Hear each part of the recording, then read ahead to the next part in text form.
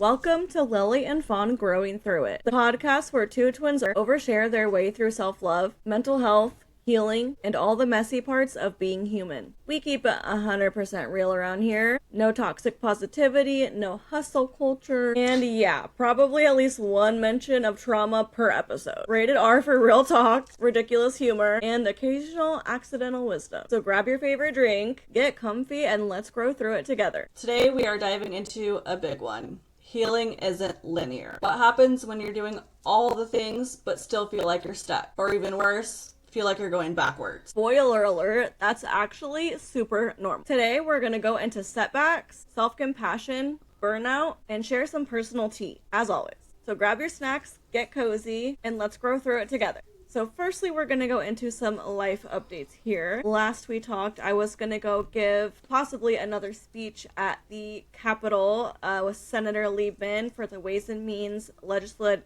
Roadshow. I did not get to speak at that one. My name did not get called, but my CEO Janet did. We got pictures with Senator Liebman. I'll pop it up here. Oh, because I have it. I'll pop it up. I'll probably have to X out everybody's faces for safety except for me and Senator Liebman. So enjoy the picture of me and Senator Liebman. With everybody else I am getting really close to finishing renovations of my house. My realtor stopped by today to just look at what we've done. We're getting closer. The renovations are almost done. We can list it for about $340, which is exciting. We think after paying off all of our debts, we'll have around $100,000 to put down on this next house after paying off our cars and all of our credit cards and becoming debt free. So we're in a pretty tight spot that we're really thankful for. That's about it for me. I've just been, working on my social media. I got my first big paid brand deal.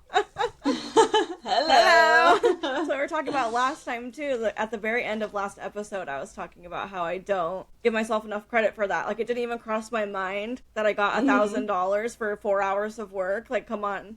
That's like my 2-week paycheck. Amazing. Yeah. So that's good. And I think that's it. Just working on podcast stuff and social media stuff, trying to manage. Update for me. I got a new tattoo. I know not everybody can see it unless you're watching the YouTube, but very exciting. So I went to Cassandra at Wild Rose Tattoo in Eugene, Oregon. Wait, we should take a picture really quick before you continue of our freaking...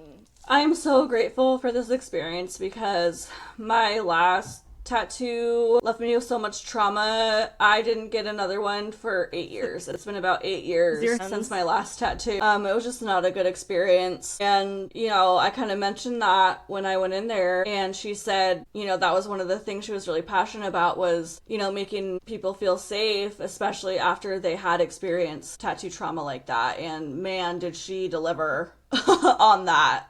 She was just amazing, and I vibed with her so well. I have a bat from her as well, so me and Lindsay have been tattooed by the same person. Yeah, for the second time. Because we both had tattoos by Kylie too. Anyway, so yeah, that's my little update. Very, very great experience overall. I will recommend her to literally every single person I come across. She's so nice, dude. Amazing. Like, we found, a kindred spirit, because whenever we got together, we never stopped talking the 4 hours, and, it seemed like it was 30 minutes. Yeah, but they're great over there. If you're in Eugene, Oregon, Wild Rose Tattoos, where it's at. Beautiful place. Beautiful people. Great experience. So there are a couple ebooks available. If you are talking body confidence, we have The Flattering Myth, which helps you be confident in your own body and not worry about how other people see you. And then we have Gain a Positive Mindset, which is exactly what it sounds like. And then follow our Instagram and our threads at Lelli and Fawn _ growing through it. TikTok. And TikTok. Same. So for me, I kind of thought my healing journey would be more like a straight line. Like, either you're paused on a spot, or you go forward. That's really what I thought it was. But it's really just a kind of weird squiggly line, because you can be healed in some ways and not healed in the others. And there's always something to heal. You're never fully healed. You're never all the way healed. So, I felt like there's always this pressure to be doing the work, and that's toxic positivity and hustle culture in disguise. So we want to talk about some times when we felt like we were failing at healing, because I think it's super important for everybody to know there's no pass or fail on this healing journey. So what about you, Lynn? I recently just had something come up, actually, where I thought that I had, like, gotten over this particular thing in my past, and all of a sudden it came, like, rushing back, and I was really confused, because I mean, I know I've done a lot of work around it and a lot of healing around it, but it all of a sudden came at me and I felt like it was fresh all over again. And it took me by surprise. And I just kind of had to remind myself, that it's okay to need to go over it again.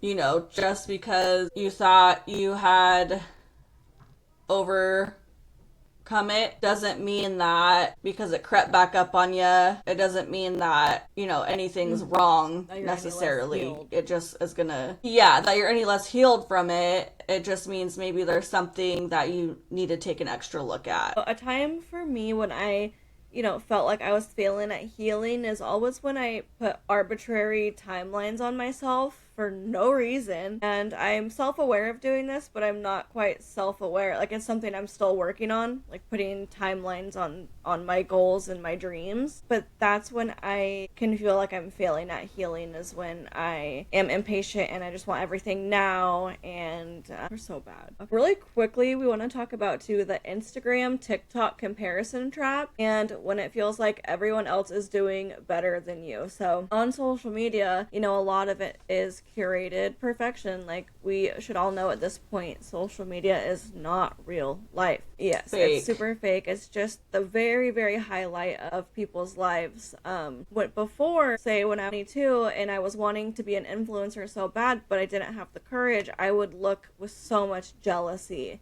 at all the influencers that I saw, because I wanted that so bad, and it hadn't happened to me yet.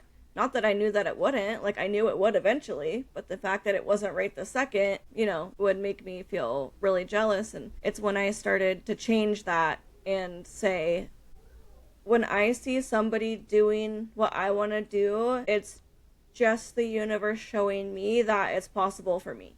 So the fact that I'm seeing this girl do exactly what I want to do, it means that it's possible. It's a possible thing. So if I take the correct steps, I can reach that goal too. Yeah, it means there's a way to do it. And I would just like to say that, we see it's so fast paced too, and like, you only see maybe a couple of minutes of these people's whole day, whole week, whole month, and we only see a couple minute snippet out of their whole life experience. So this 5-minute clip may be the best moment of their life, whereas, everything else just may not, be quite like that. So it's very important to take everything you see online with a grain of salt as well. And I think comparison is a really important topic to talk about too.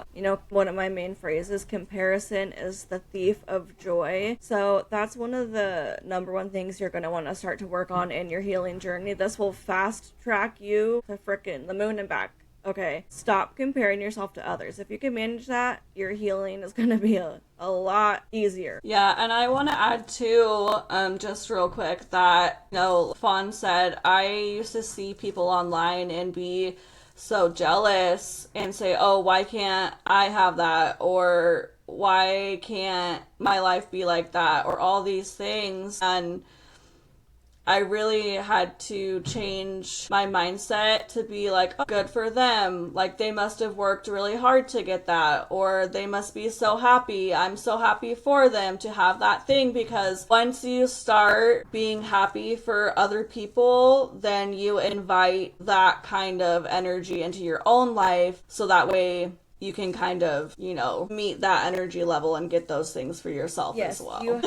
You have to cheer for others until it's your turn to get first place. You know what I mean? Absolutely. So now that we've dragged the picture perfect aesthetic a little bit, let's talk about what it actually looks like to give yourself grace without fully leaning into self-sabotage. Because yes, there is a difference, and yes, we've both learned the hard way. So, we're going to talk about self-compassion versus self-sabotage. So, how do you tell the difference between giving yourself grace and just avoiding your problems? this is such a hard one for me that I still struggle with. And I feel like a lot of people who have like hustle culture ingrained in their brain struggle with this, because when you give yourself that grace and that rest, your brain can trick you into thinking that you are avoiding your problems or whatever, when really you're just trying to give your body what it needs. And I really think that it's gonna be so personal to each individual, and it's gonna be trial and error to every specific person. Like, you're just gonna have to do your best and find what works for you and your body and your mind about it.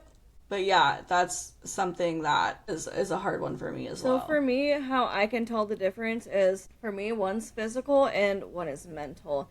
So, that self-compassion, when I'm, like, listening to my body, I know that I am having, like, a hard day because I can feel how tired I am in my body, and I want to listen to my body and just follow that to feel better.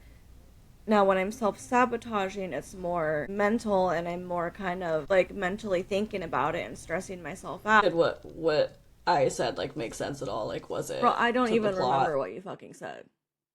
So, Okay. if we want to remember what we say, then we For need to outline a sure. little better. Here are some helpful tools that you can utilize if you're in this era. Would I say this to my best friend, self-check.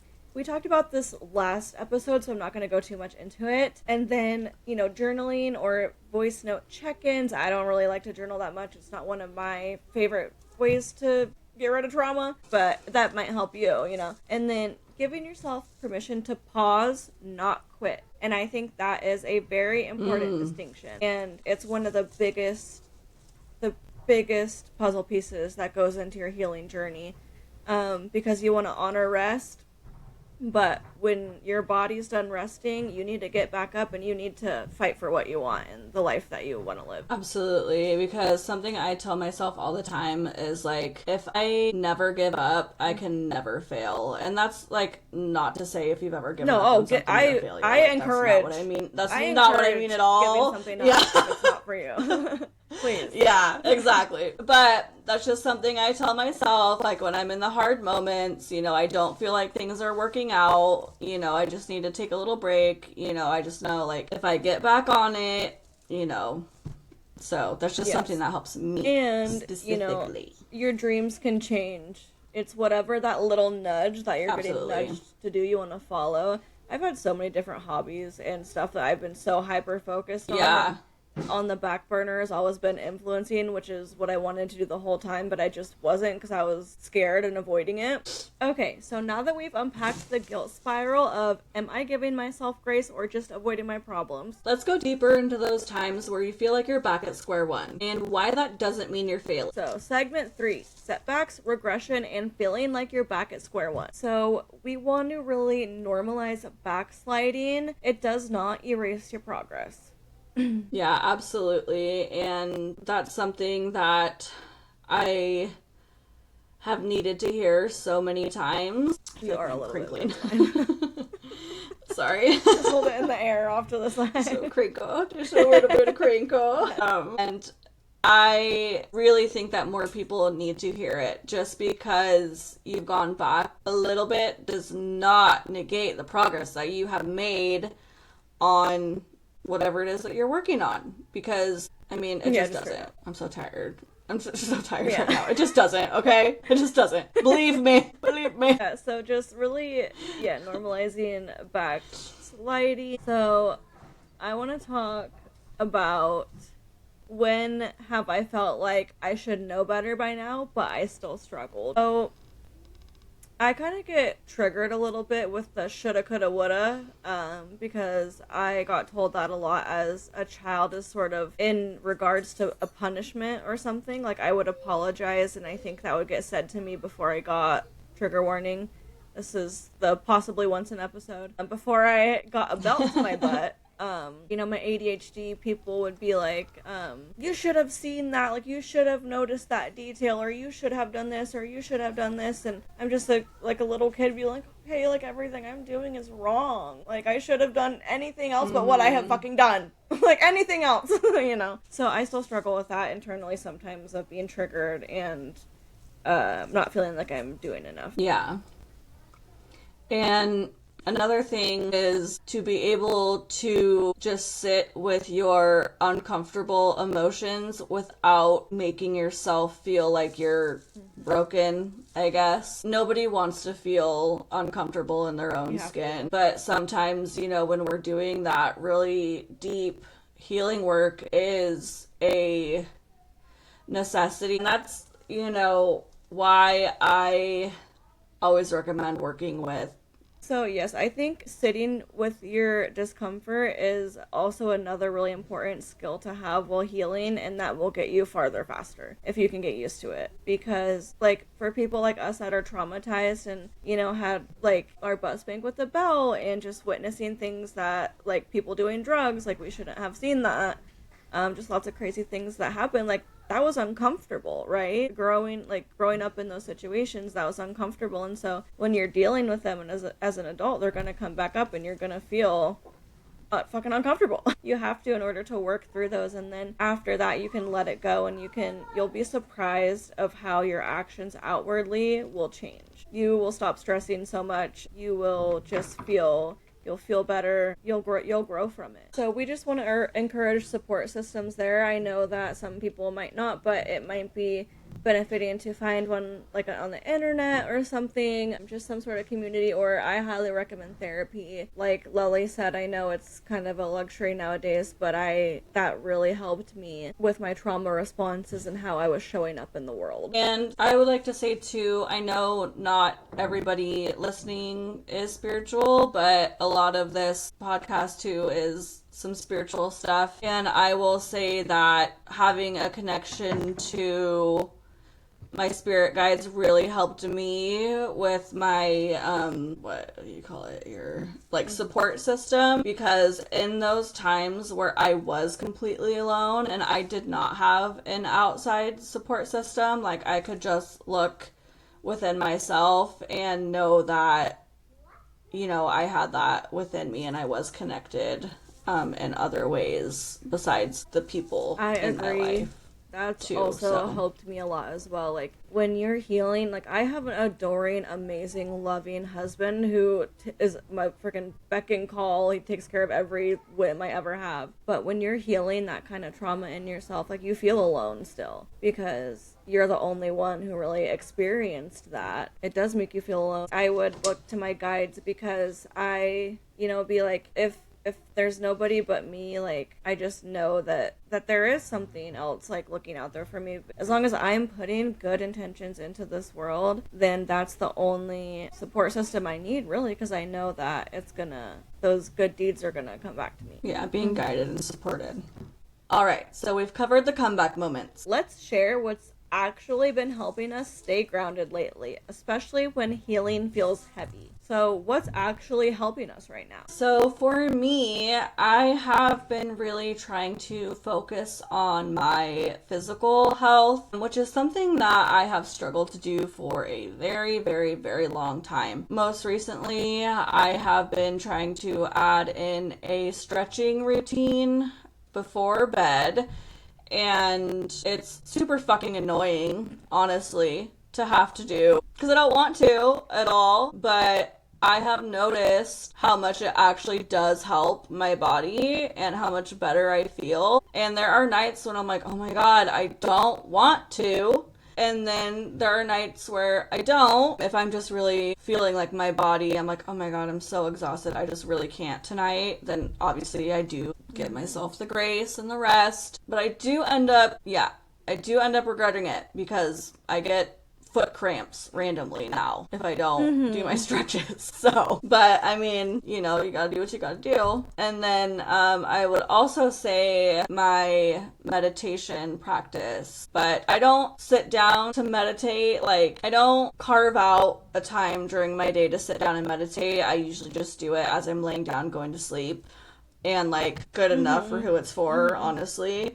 It works for me, and that's the thing, is like you have to make it work for you. So that's what's been helping me lately, is the stretching and the meditating and just focusing on how I can make myself feel good in my body. Yeah, so I think, you know, I'm pretty similar.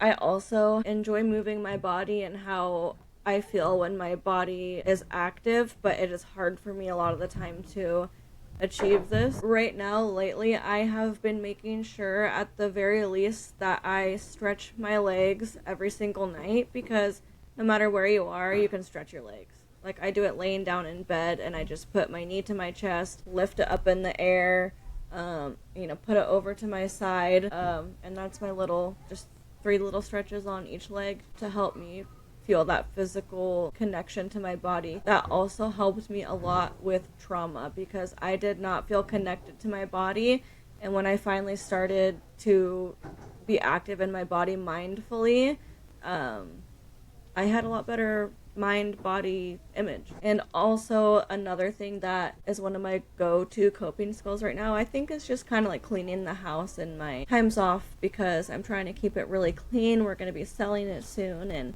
it's just, it takes up a big part of my day, honestly, on my days off. Just that and creating content and having my routines, I think, are my, you know, some of my go-to coping skills. Yeah, I will say having a clean, tidy space for me is something that I so enjoy at this time in my life, because in the past, I literally couldn't do that because I was so depressed. This was like before I got on mental health medication and things like that. But I was so depressed, I just could not bring myself to be, you know, or take care of my body or my space around me. And so I'm at the point in my life where I really do enjoy a clean and tidy space, and so that is something that helps me too, just to have it nice and neat, and to just like light some candles when it starts to get dusk, and just maybe throw on some music that I enjoy and just relax too.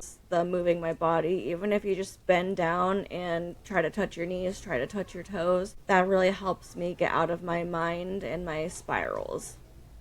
What about you? Yeah, for me, I would say it's that positive self-talk, because usually when my brain gets loud, it's those negative beliefs, negative self-talk, stuff like that. And so really just redirecting those thoughts and saying like, hey, things are actually really super good. You're kind of being dramatic. Like, we know this now because we've proved how much we can do, and like everything's fine, you know. Where in the past, I had no, what am I trying to say? I had no gauge to like tell myself, you know, you can do this, because I was in such a dark spot. I never had the chance to prove to myself I could do anything yet, but I'm at a point now where I've proven so much to myself where I can say, hey, we've accomplished so much, like I know you can do it, you just, everything's fine. And I think too, when we are in our healing journey, everybody starts at that ground zero. There's always like a before. I should say Lelli.